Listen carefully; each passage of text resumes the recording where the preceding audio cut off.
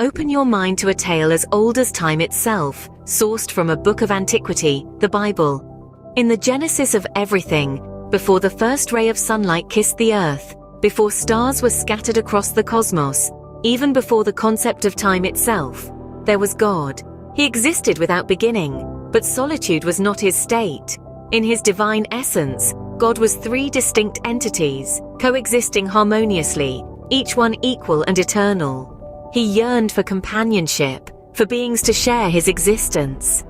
Thus, he created a multitude of angelic beings to surround his throne, offering praise and reverence. One among them, Lucifer, led a third into rebellion. They were cast out, and Lucifer became Satan. But this tale is not about them, rather about God's interaction with mankind. In the grand beginning, God manifested the heavens and the earth from nothingness into existence. A formless world, blanketed in void, was awakened by the divine voice that commanded, "Let there be light." This was not the work of evolution. God created all things by merely speaking them into existence. Over 6 days, he painted the canvas of earth with plants and animals. On the 6th day, he crafted a new being from the dust, breathed life into it, and man came into existence named Adam.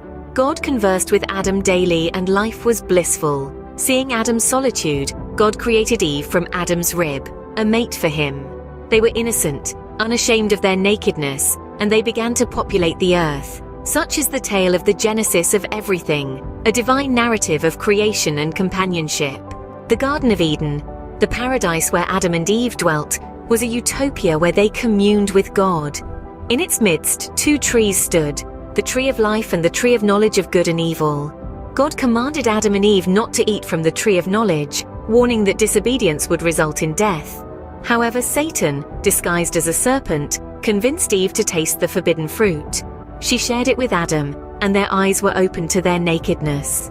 With this act, sin entered the world. Fear replaced innocence and they hid from God, but God, in his omniscience, knew of their disobedience. Punishment was meted out, the serpent was cursed to crawl on its belly, and enmity was placed between it and Eve's descendants. Eve was condemned to pain in childbirth and submission to her husband. Adam was sentenced to toil the ground for sustenance, and death became their fate. They were banished from Eden, and the tree of life was guarded by cherubim and a flaming sword. Yet in the midst of judgment, God revealed the first promise of redemption. He prophesied that a descendant of Eve would crush the serpent's head, indicating the future victory of mankind over Satan.